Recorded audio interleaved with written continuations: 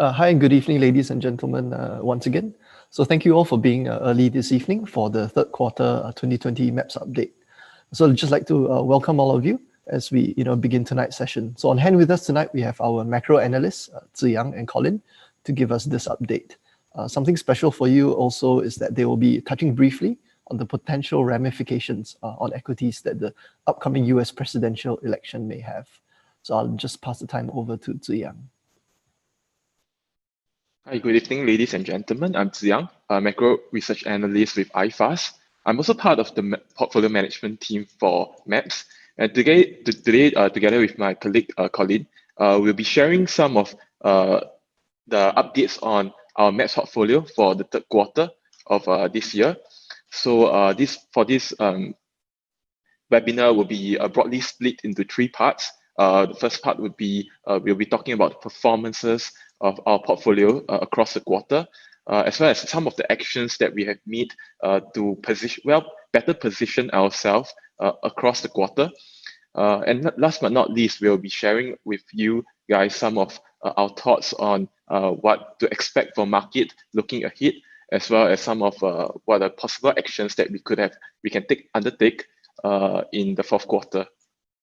So without much further ado, let me move on to my presentation. So across the third quarter, this is sort of the performances across the entire world in terms of equities and fixed income. And as you can see on the third quarter performance, both equity and fixed income actually done really well. Third quarter was sort of an extension of the recovery in the markets after sort of the March meltdown, where we saw across the market in every single geographical region, be it the US, China, Singapore, markets sell down close to double digit to 20 over percent. And of course, the market after that recovered from between April to June, which is the second quarter. And third quarter was sort of an extension of that. And as you can see, the MSCI EC World Index on equity was up 6% in terms of in SGD basis. But not just and across the in US, S&P 500 was up 6.6%. China is one of the top performer in terms of a geographical region. It's up about 10.2% because its economic data has actually looked pretty well. And after the COVID situation, although it was one of the first country to be affected by the COVID, in fact, the COVID situation originated kind of from China. And but what happened is that the more stringent and more serious attitude they have taken towards the COVID situation allow them to stabilize themselves relatively faster than the rest of the world, and they had been able to regroup. In fact, a lot of their factories were back near to 75% to 80% of full operating capacity by about April to May, where the rest of the world were actually sort of being affected by the COVID situation, whereby they're actually closing their factory operations to try to contain the COVID situation. And because of the strengthening economic numbers, better than expected, and that's why China is able to sort of produce such outstanding results. And I think the other, in terms of our major equities segment, digital economy, which is something that we have introduced at the start of the year, it's actually performed very well for us this year.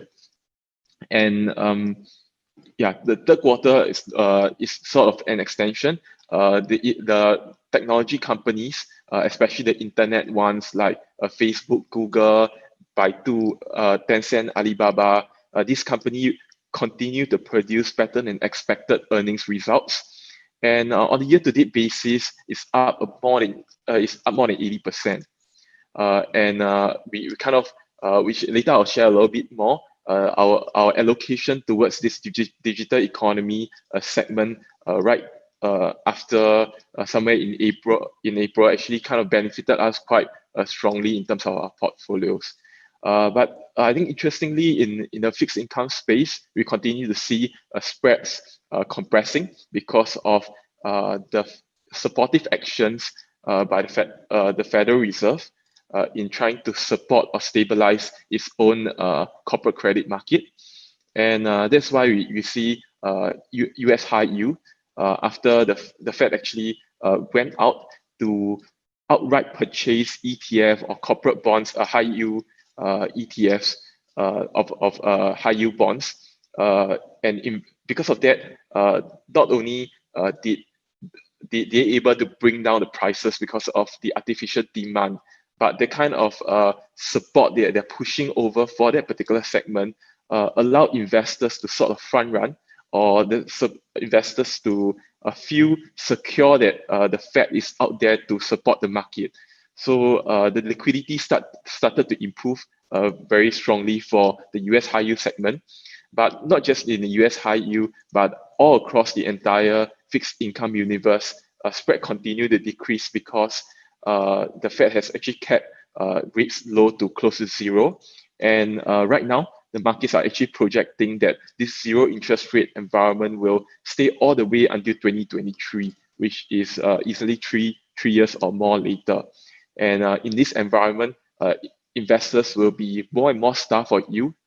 People will be looking for higher yields, higher, or in terms of more risky credit segment. So investors who are previously investing in investment grade have to move up one category into the high yield segment, and the high yield people had to go into those with lower credit ratings in order to try to generate the kind of interest returns that they are accustomed to.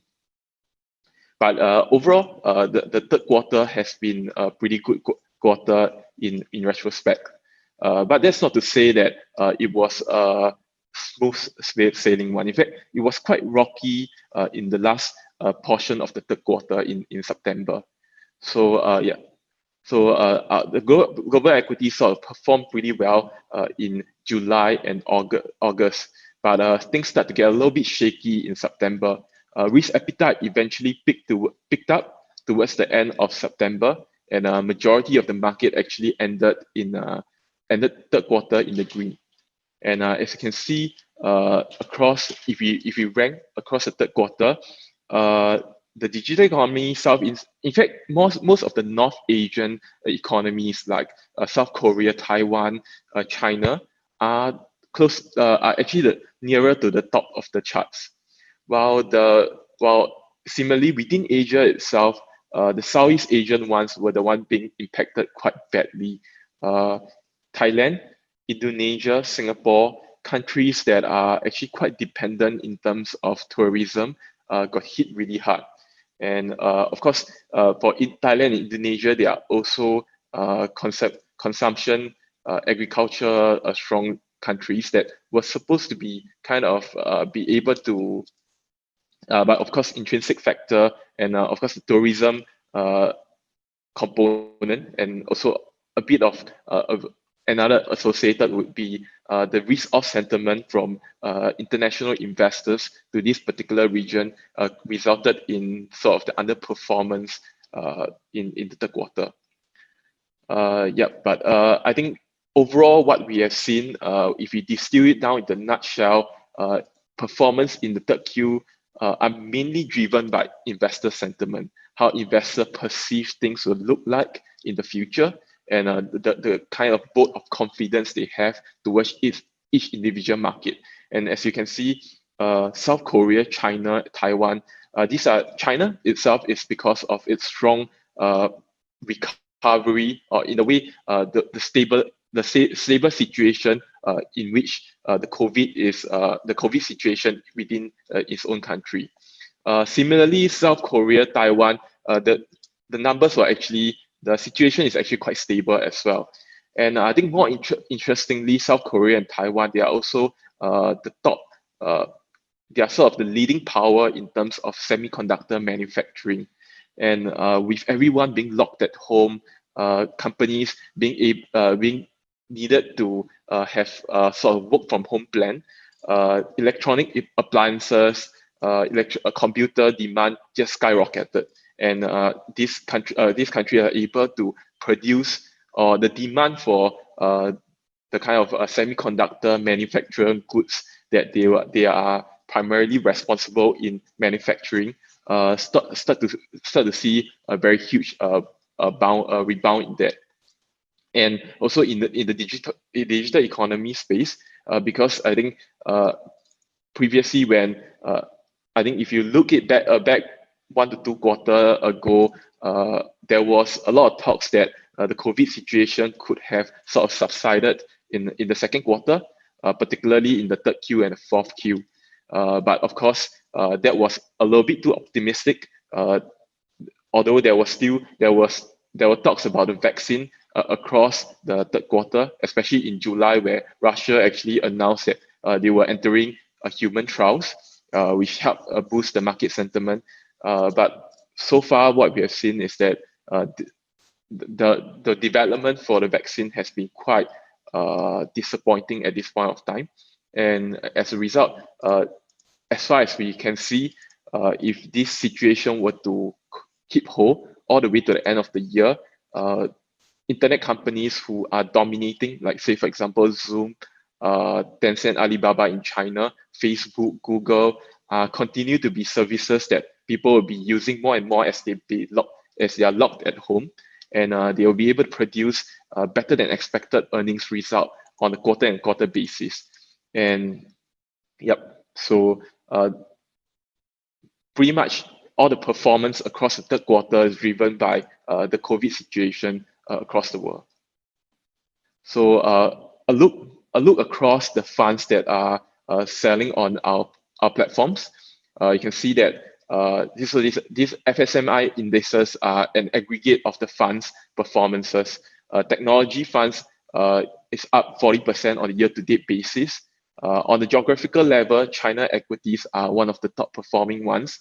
So any investors who are investing into China equities would have seen over 20% gain versus if you across the other geographical region, numbers, your performance number will be a lot smaller on a year to date.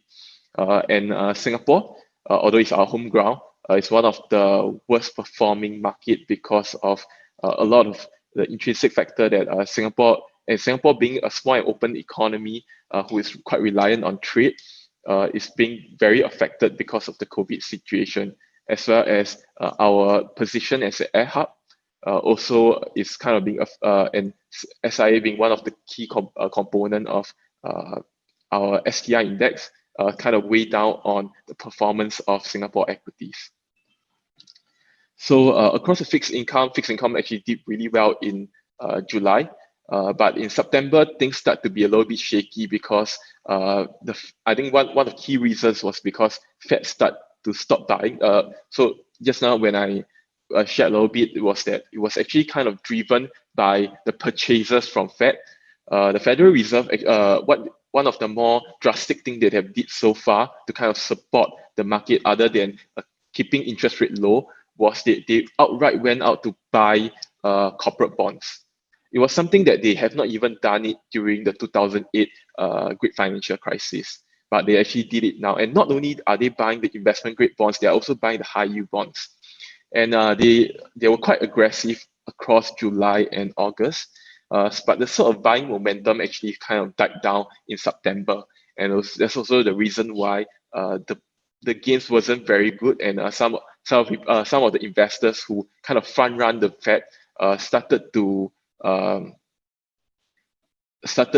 take some profit off the table. But of course, the risk appetite came back up by the end of September, which is kind of helped by the fact that the fiscal stimulus start to have a little bit more of progress. And that will also be helpful for the purchase in terms of economic growth within the US itself, and also in terms of Fed's purchases to continue purchasing more bonds in the space. So performance is pick up in flows. Investors are also more confident that the default rates are not as high as what they expected it to be.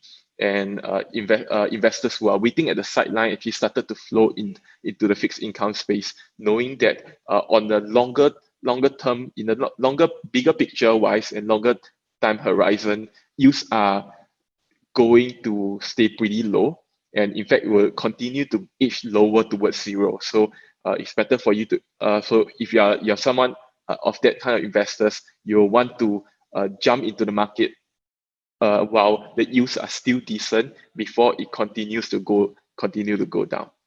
So high yields actually perform better because of this rising risk appetite. And because yields are so low, the high yields are the only ones that are still providing a sort of a decent 6 to 7% yield to worst kind of interest rates compared to, say, the investment grade bonds that are giving only like 1 to 2%.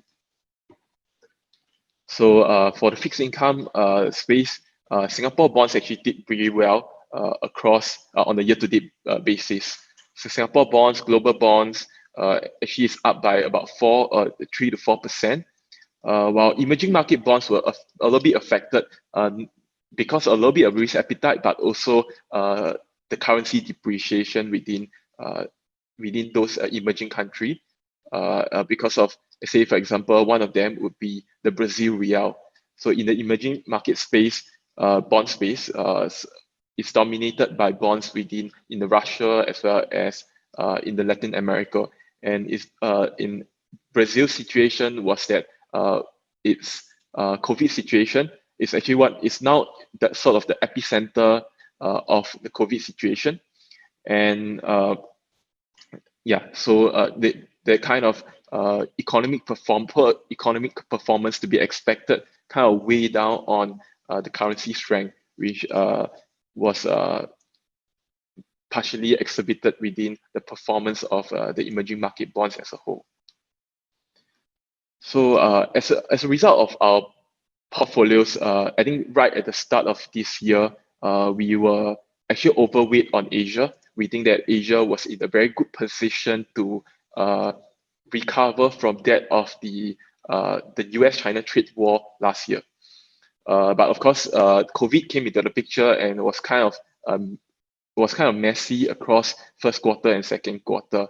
But the good thing is that China, although it was the first epicenter in terms of the COVID situation, it was the drastic way, the serious way in which they treated the COVID situation allowed them to stabilize its COVID cases within its own domestic China. And a lot of the economic activities were back to normal by April to May. And as a result, a lot of activities started to rebound in the third quarter because of that. And our portfolios, which were overweight on Asia as well as on China, benefited because of that better performance, equity performance within this Asian region. And you can see all across for the third quarter of 2020, from conservative all the way to aggressive, we beat our respective benchmarks, with the aggressive coming up at 7.3% against a benchmark of 5.7%, all the way to conservative, which is up 3.3% versus the benchmark return of 3.0%. And bearing in mind, this is also on an after fees basis. So similarly for the fixed income space, but the thing is that because although the way the allocation in terms of geographical is quite similar, but the income portfolio kind of underperform a bit because the dividends producing funds, they are also tilted more towards that of the energy, the financial sectors, which were kind of impacted because of the COVID situation.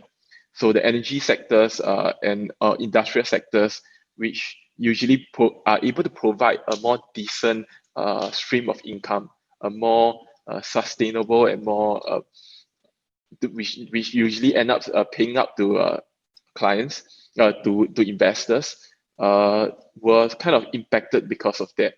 And as a result, on the conservative end, our conservative portfolio slightly conservative income portfolios slightly underperform the benchmark. The moderate conservative as well. But for the more aggressive ones, which has less dividends, they actually be able to beat their benchmark because of that. So this is sort of the return profile across the quarter. You can see that July and August actually are very good months across for all our portfolios. It's only when things start to become a little bit shaky in September when the COVID situation there was a threat of a second wave in the COVID situation. That was one of the risk factor. The second risk factor, of course, is that we are drawing closer and closer to the US election. And right now, with the outcome being actually pretty uncertain, in terms of, I mean, back a few months ago, Trump was the clear winner. Right now, it's not so clear anymore. In fact, Biden is sort of the post favorite, and there will be some certain implication for whether Trump takes the election or Biden takes the election. And my colleague Colin will be talking more on that end later. So the same similar kind of return profile for our income portfolios, where July and August were really quite, I would say, pretty good months compared to September, which the market slightly pulled back. And for our fund choice, I would say that our fund choice actually done. Majority of fund choice were pretty good. For our US funds, the Lake Mason Clear Bridge has been one of the better performing US funds, and actually did a lot better than a benchmark on a year-to-date basis. You can see the Lake Mason US large cap growth because of its larger exposure towards the internet companies like Facebook, Google, Microsoft, tech in general. It performed on year-to-date 25.2% versus S&P performance of only 8.6%. And over the 3Q basis, it also is up about 10.2% versus S&P performance of 6.6%. On the Europe end, we're also pretty happy with a majority of the funds on average. The Allianz European Equity Growth, the BlackRock Special Situation as BlackRock European Equity Income, these three funds managed to beat the benchmark of 2.8%. The only laggard being Allianz European Dividends, which kind of underperformed the bench, but is still kind of registering slight a 0.5% increase in price. At least it did not really contract. And for Japan fund, which is Nikko AM Japan Dividends Equity, it matched up with the index of 4.6%. It's something that we were looking, because we're thinking that in this situation, actually the large cap funds will actually be doing better, and we wanted to make a switch. But what it has shown is that this particular fund, well, it didn't outperform the benchmark, it didn't underperform as well. So it's something that were on our on watch list. But as of now, I think we are quite relaxed on it at this point of time. And of course, the one of the top performer for us was our inclusion of digital economy as a strategic segment within the core equity segment. And these all shares global giant internet that spans across not just the US internet giants, but also the China internet giants company, has done pretty well for us and added quite a bit of alpha to the portfolios. And across the Asian equities fund wise, I think on average, majority of the funds actually did quite closely to our benchmark, which is the MSCI Asia ex Japan, which is one of the top perform. I mean, other than China, is on a region basis one of the top performing region for third quarter. So the Troja Asia growth continue to it's not only on a year-to-date basis one of the top performing for Asian equity fund for us, but it's also on 3Q is up 12.2% versus 8.4%. The only laggard being the BlackRock Asian Growth Leader, which is quite volatile in terms of performance. But so far, I think having these four funds is quite a good mix for us across the portfolios because they provide, on average, they actually kind of beat the benchmark. And you never know when any of these funds could underperform, especially on a short-term basis. They could underperform or outperform because of their different positioning. For our EM Latin America as well as EMEA funds, they managed to outperform their benchmark over the third quarter, and we are happy to keep them as well. For our China switch, we actually made a switch in August from Fidelity China Focus to UBS Equity Greater China Fund, and it has done quite well for us. It's up to 11.3%. Over 10.2%. It has a greater exposure towards, of course, tech companies like TSMC, which is in Taiwan, because of the exposure towards its greater leeway to take on a greater China exposure. And also its higher exposure towards the consumer discretionary, which we are of opinion that will do quite well in this environment for China at this point of time. And on tactical allocation, what we did was we actually removed one of the underperforming fund that has been in our watch list for a while already, which is the 3143 BMO Hong Kong Bank. It has underperformed last year as well as this year so far. And what we did was at the start of August, we took that allocation and added that back into SMH, which is the Venet Vector US Semiconductor ETF. And I would say that the decision was quite a good one. The semiconductor actually performed quite well across the third quarter of 2020.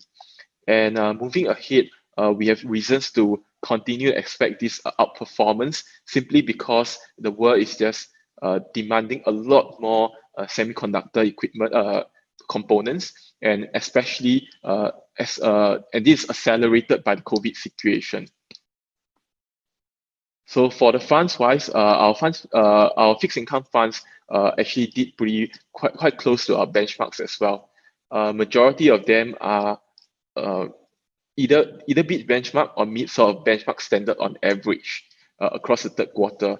But one of the underperforming one is actually within the Asian High Yield segment, which is the Allianz Asian High Yield Fund, which has been on a crosshair for a while that it has underperformed.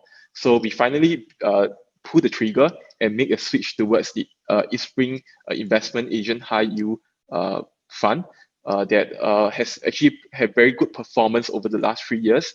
And moving ahead, we are actually quite confident from the way that we have spoken to, we have seen the fund manager presented that the outlook and the way he has in terms of positioning for ahead is quite closely aligned to our views. And so I think looking ahead, we can expect that this Eastspring Asian High Yield Fund will be able to provide the portfolios with very strong performance. And with that, I've come to the end of my part. I'll now pass the time to my colleague, Colleen, who will share with you guys more of what we have done over the past quarter, as well as some of our outlook ahead. Thank you. Hi, good evening, ladies and gentlemen. I'm Colin. I'm also from the macro research team and also from the portfolio team as well. So right now, I'll be talking about the portfolio actions that we've taken in 2020.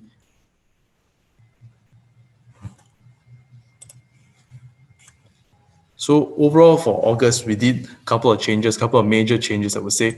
So firstly, we did a reduction on equity overweights by 2.5%, bringing that down to only above plus 5% equities over fixed income.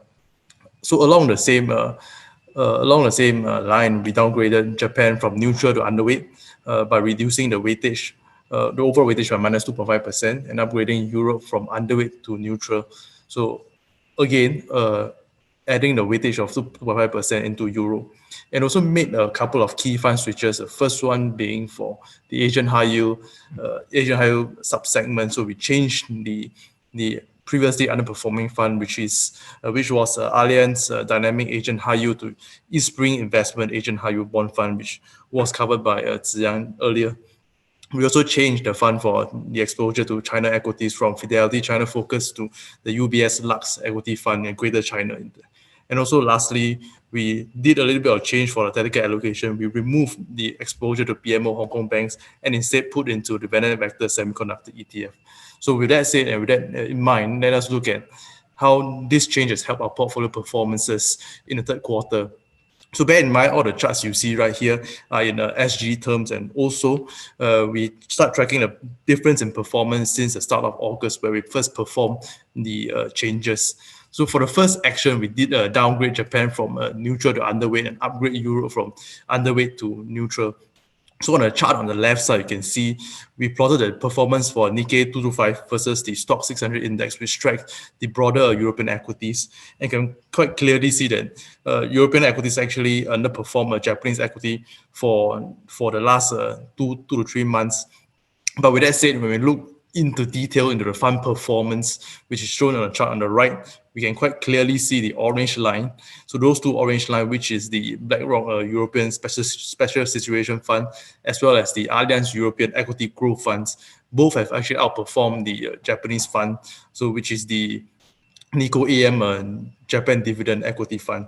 So with that said, despite Europe underperforming Japan, but the European Growth Fund outperformed a Japanese fund.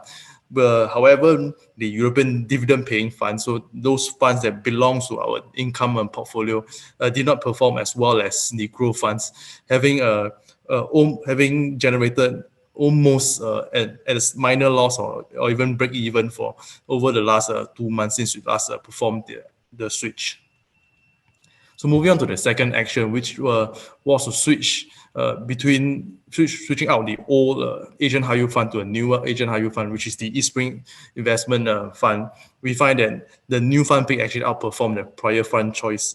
So if we had not switched and maintained our allocation into the Allianz Dynamic Asian High Yield Fund, we would have seen a loss of around 2.3%, 2.4%.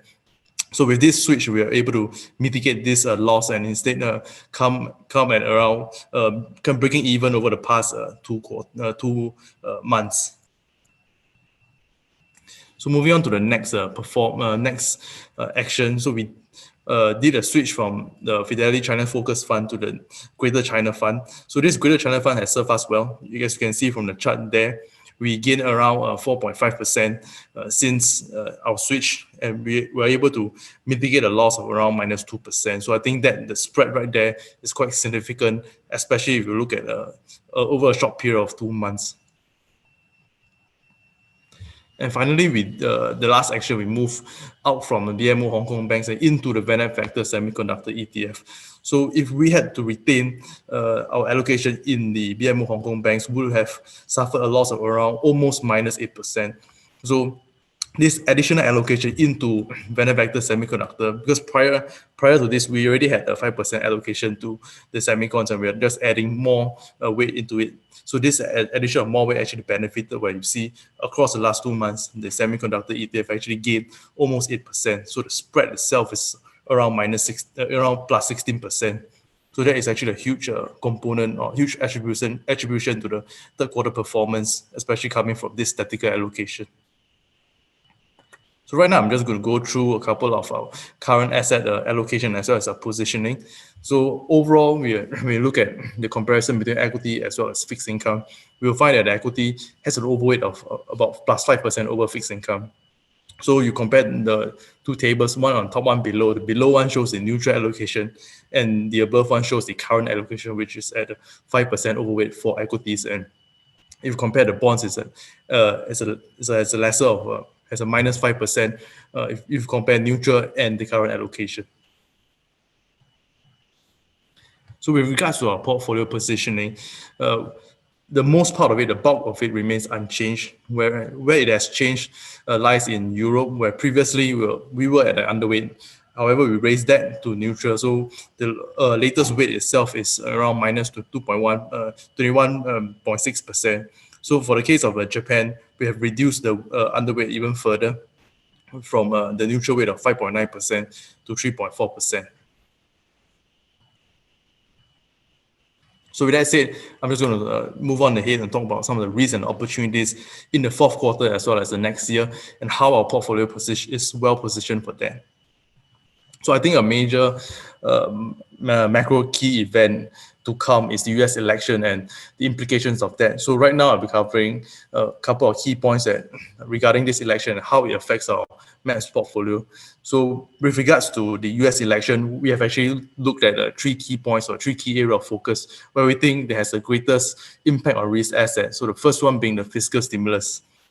So overall, there's 3 different outcomes for the election. From what we see, or 3 outcomes with the highest probability. So the first one will be Trump presidency alongside a divided Congress. So the second one will be a Biden one alongside a divided Congress, and the last one is a Democratic clean sweep, or we like to call it the blue wave. So which is a complete, which is a Biden presidency and the House of Democrats as well as the Senate of Democrats. So we define that as a blue wave. So firstly, for the first outcome, which is a Trump and a divided Congress, the likely impact for the fiscal stimulus will be that we will likely see a relatively small stimulus package, and we are expecting the proposed package to be around 1.8 to at most 2.2 trillion.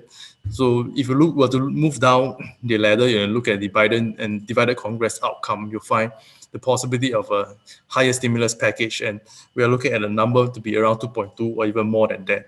So this number is important because we are likely to see a higher fiscal stimulus if there's a larger majority in the Senate, if there's a larger majority in the Senate being the Democrats. So with that said, there will be higher odds of a fiscal stimulus being higher if that's the case. So if you look at Democrat clean sweep, you'll find that it has the highest likelihood of a large fiscal package. So initial reports are saying that this fiscal package could be even a double the size of what Biden has proposed, which is around 2.2 trillion. So double that, we'll be looking at around 4.4 to maybe even 5 trillion. So that itself is such a huge package that will likely catch many investors off guard. And by off guard, I mean catch them by having a positive surprise. So overall, the impact will be likely positive with regards to that. And you have to look at the risk asset implication of that. We'll find that this post-election stimulus is mostly priced in markets right now. So the decision of whether to have stimulus or not is not really that important because the consensus are expecting stimulus to happen after the election. So what matters now is the size of the stimulus. So we do believe that all the different outcomes will likely be positive for risk asset unless the stimulus comes in lesser than expected or is delayed. So when we look at stimulus under a Biden presidency, not all are positive because it will the large size of that, even though it is good for risk asset, it will likely funded by the US tax hike in 2021 to 2022, and we are looking somewhere around the start of we're expecting somewhere around the start of 2022 for a tax hike to cover this higher fiscal stimulus package. However, when we look at tax hike, many investors might expect that the impact of this tax hike might not be good for equities in terms of earnings, and therefore they are expecting markets to react negatively. But however, we think that is unlikely because from what has happened over the last month or two, markets is shown to be looking past this in favor of a larger stimulus. So they are willing to look over this tax hike in favor of having a large stimulus to carry them through for next year. But we do believe that this tax hike could be a headwind for US equity down the road. So something likely that will happen will be that if this tax hike were to happen at the start of 2022, we will likely see Q4 of 2021 having some, especially for US equity, having some headwinds, and we see that reflected in the equity prices for US equity at that period of time. So overall, when we look at that a larger stimulus, we do believe that the larger stimulus is positive for commodity prices, especially for your copper and oil. So those itself are actually very supportive for EM assets. So the likelihood of high stimulus and positive correlation for EM assets is really high right at this point in time. So the next thing we look at and we focus on is actually the trade policy. So for the first outcome, which is a Trump and a divided Congress, we are likely to see a continuation of the current policies that Trump has proposed and what we have so used to it happening over the last 1 or 2 years. So we are looking at a more erratic, more aggressive trade policies coming from Trump. And of course, there could be a U-turn with regards to that, and him starting to change his way of dealing things in terms of trade policy. But right now, we do believe that we see the likelihood of that being quite unlikely, as Trump is going into the election. His proposed campaign is still being America first. So he's likely to put America over the other countries. So with that said, we see a high likelihood of continuation of such aggressive trade policies. But if we move down the ladder and we look at Biden as well as a divided Congress, things start to get a little bit better.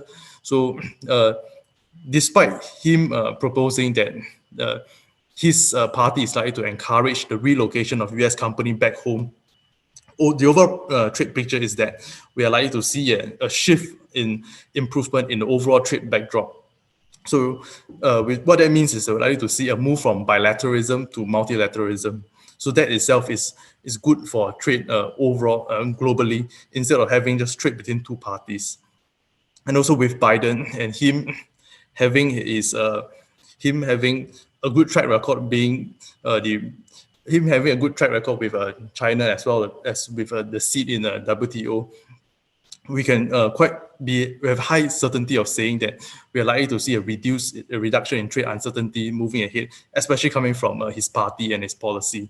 So overall, that is also a plus point for the trade backdrop moving ahead. And lastly, with a Democratic clean sweep, we are expecting a greater likelihood of what I mentioned on the above happening, as well as happening at a faster rate.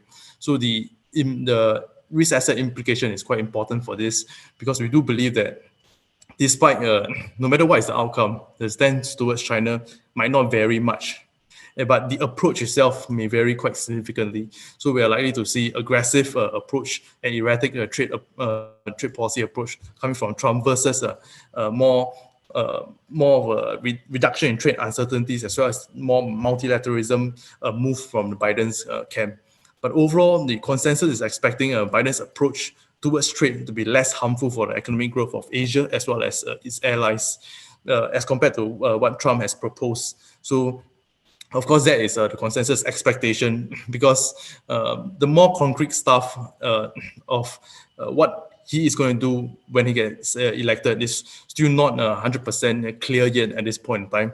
So we are looking at how consensus expect that and how the asset market has priced that in to the Asian markets as well as the Asian currencies. But overall, the sense is that Biden's approach is likely better for Asian assets, while Trump's approach benefits the US assets relatively more.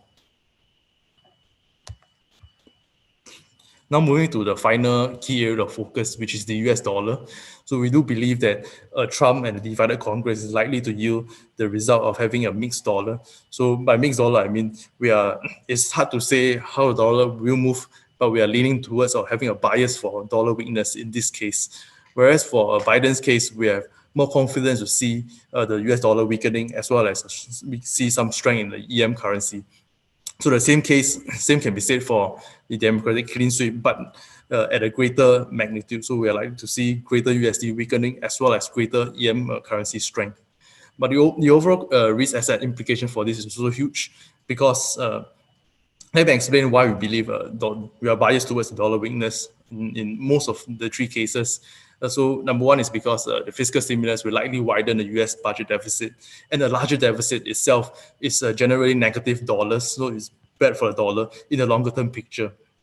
And alongside that, the number two reason is that we're likely to see inflation expectation picking up on the stimulus package, particularly if the stimulus package comes in larger than expected. So what this means is that on the real yield basis, we may see falling real yield in the near term, which is also dollar negative. So real yield is just the real is just nominal yield minus your inflation. So if we think nominal yields are likely to remain steady, be held steady by the Fed, because the Fed is not going to let the borrowing cost go up. So with that said, by holding nominal yield steady, and we see inflation picking up, we are likely to see the outcome of a lower real yield, which again is dollar negative. So with that said, these two factors points to the dollar being more negative in the case of a Biden presidency. And on top of that, Biden's stance on the modern monetary theory itself is also reinforcing the fact that the dollar is likely to go weaker in the longer term. And moving away from the dollar and into the EM currency, we see that the EM currency strength itself will likely be supported by higher commodity prices, as well as the interest rate differential between US and other countries, or especially in EMs where the interest rate is still higher, and also stronger EM assets, which resulted in greater flow into it and therefore stronger EM currency. So all these three macro factors, when put together, points towards a stronger EM currency for the case of Biden as well as Democratic clean sweep. And with that said, we do believe that Asian currency is likely to strengthen even more than the broader class of EM currency in the event of a Democratic clean sweep. And overall, if you take weaker dollar and a stronger currency strength, so that is both together itself is supportive of EM assets. So by EM assets, we are looking at Asia, Latin America, or even EMEA. So overall, putting those three factors together, putting all points together, we look at the US election and overall its implication on our MAPS portfolio. So on the left side, you can see our current strategy now. So it is not the complete picture, but it is significant enough for us to relook at it. So firstly, it is the overweight of equities over fixed income. Secondly, is the overweight of Asian equities in our portfolio, specifically in the regions of Asia, ex-Japan, as well as China. And lastly is the exposure into the tech sector, particularly coming from digital economy, China technology, as well as semiconductors. So for the number one strategy, which is to overweight equities over fixed income, the likelihood of the election impact on the MAPS portfolio is that we believe that all the different outcomes, all the three outcomes that are presented actually favors equity. So it favors in a varying degree. We do believe that if we were to see a blue wave, which is a Democrat clean sweep, that would be the most positive for equities should it trigger a cyclical shift. So by cyclical shift, I mean for the fact that this blue wave is likely to trigger a large enough fiscal stimulus that enables this cyclical rotation, a strong sustained cyclical rotation moving ahead. So this is what I meant by a cyclical shift. And under this situation, we will likely be the most positive for equities amongst those three election outcomes. But nonetheless, all outcomes should favor equities, and therefore the strategy of overweighting equities over fixed income in our MAPS portfolio is still sound at this current juncture. So moving on to the second strategy, which is the overweight on Asian equities. When we look at the election impact, we find that a Biden presidency or a blue wave is likely to be more positive for Asian equities, like I mentioned on my slides for under the trade policies. So with regards to that, we still prefer a Biden presidency and or a blue wave. However, we do recognize that Asian equities may still benefit under a Trump presidency, but the impact of that is likely to be dependent on a comparative basis. So with regards to that, we believe that it is likely to be lesser in extent relative to US equities. So US equities under a Trump presidency should benefit more than Asian equities. So back to the top point where we think all outcomes favors equity, but the different outcomes will then determine which area will likely benefit the most as compared to the other areas. So lastly, moving to the exposure to tech. So recently we carved the sleeve for digital economy, and for those that might have concern that we are having too much exposure in tech, but do not fret so, because right now at the current juncture, even though Biden has proclaimed that there could be a possible regulation change for US tech sector under his presidency, but it is still quite early to ascertain the impact if that were to happen, because the information was being proposed in his early stages of his election campaign, and therefore this information is still quite scarce and it's hard to make any concrete information based on that. And alongside that, we still see various tailwinds for the US tech sector right now. So with regards to this point, we do think that the impact is still difficult to ascertain at this current juncture. And moving on to my second point, So under Trump presidency, we are likely to see lesser uncertainties for the US tech. But then again, if you were to look at the Chinese tech, and given how Trump has reacted to China, and especially in terms of its IT, in terms of the IT race between the two countries, we are quite sure that the journey for China tech might not be that smooth sailing if we were to see a renewed Trump presidency. And finally, moving on to our last point, which is the semicon. And I think semicon's case is pretty straightforward because regardless of the election outcome, we believe that the semicon is likely to benefit if this cyclical wave that we talked about kicks in, as well as the global recovery prospect improves. So these two factors is likely going to be dependent on the amount of fiscal stimulus in the US and how that should spark off this cyclical shift as well as this global demand recovery. So if that were to happen, we were to see a semicon continue to benefit in any regardless of this the different election outcome. So overall, just to summarize, I think both, despite all the three different election outcomes, we think our portfolio right now is is well positioned despite the three different outcomes. But our portfolio right now is still better positioned for a Biden win as well as a blue wave. But then again, there is this importance of staying nimble, and that's why we have this presentation title and the emphasis of being nimble at this current point in time, because moving ahead, we can still expect some uncertainties as well as these varying outcomes that could happen in equity market. So just a small thought moving ahead, because how the markets right now is priced in a high likelihood of a blue wave, or rather a democratic clean sweep.